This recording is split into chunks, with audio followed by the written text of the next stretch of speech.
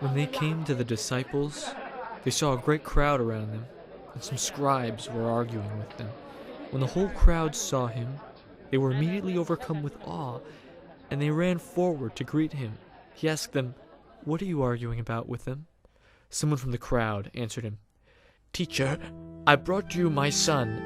He has a spirit that makes him unable to speak, and whenever it seizes him, it dashes him down, and he foams and grinds his teeth and becomes rigid. And I asked your disciples to cast it out, but they could not do so." He answered them, "You faithless generation, how much longer must I be among you? How much longer must I put up with you? Bring him to me." And they brought the boy to him.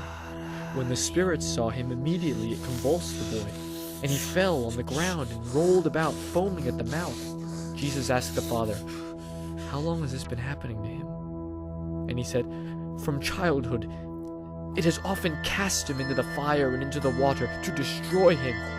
But if you are able to do anything, have pity on us and help us." Jesus said to him, "If you are able, all things can be done for the one who believes." Immediately the father of the child cried out, "I believe. Help my unbelief."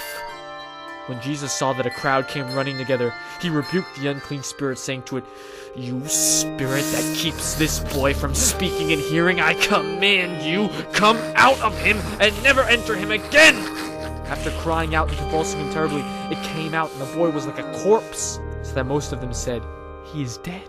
But Jesus took him by the hand and lifted him up, and he was able to stand. When he had entered the house, his disciples asked him privately, "Why could we not cast it out?" He said to them, "This kind can come out only through prayer." They went on from there and passed through Galilee. He did not want anyone to know it, for he was teaching his disciples and saying to them, "The Son of Man is to be betrayed into human hands, and they will kill him.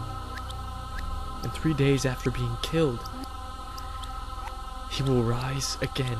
But they did not understand what he was saying, and were afraid to ask him. When they came to Capernaum, and when he was in the house, he asked them, "What were you arguing about on the way?" But they were silent, for on the way they had argued with one another who was the greatest. He sat down, called the 12, and said to them, "Whoever wants to be first must be last of all, and servant of all." Then he took a little child and put it among them, and taking it in his arms, he said to them, "Whoever welcomes one such child in my name welcomes me, and whoever welcomes me welcomes not me, but the one who sent me." John said to him, "Teacher, we saw someone casting out demons in your name, and we tried to stop him because he was not following us." But Jesus said, "Do not stop him, for no one who does a deed of power in my name will be able soon afterward to speak evil of me. Whoever is not against us is for us. For truly I tell you, whoever gives you a cup of water to drink because you bear the name of Christ will by no means lose the reward."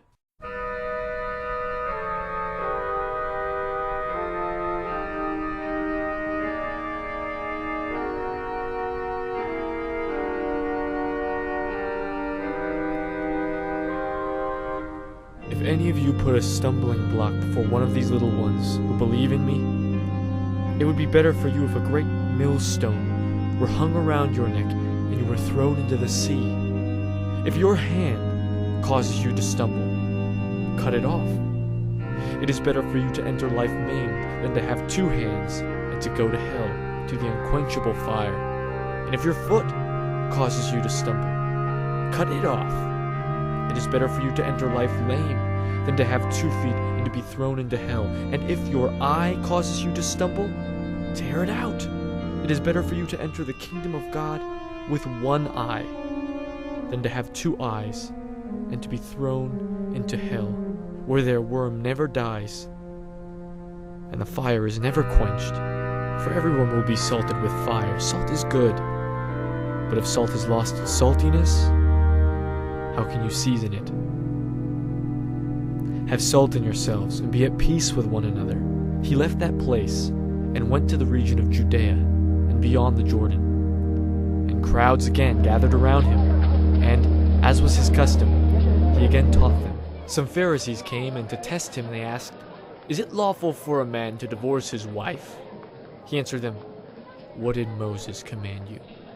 They said, "Moses allowed a man to write a certificate of dismissal and to divorce her." But Jesus said to them, "Because of your hardness of heart, he wrote this commandment for you. But from the beginning of creation, God made them male and female. For this reason, a man shall leave his father and mother and be joined to his wife, and the two shall become one flesh. So they are no longer two, but one flesh. Therefore what God has joined together, let no one separate." Then in the house, the disciples asked him again about this matter. He said to them, "Whoever divorces his wife and marries another commits adultery against her. And if she divorces her husband and marries another, she commits adultery.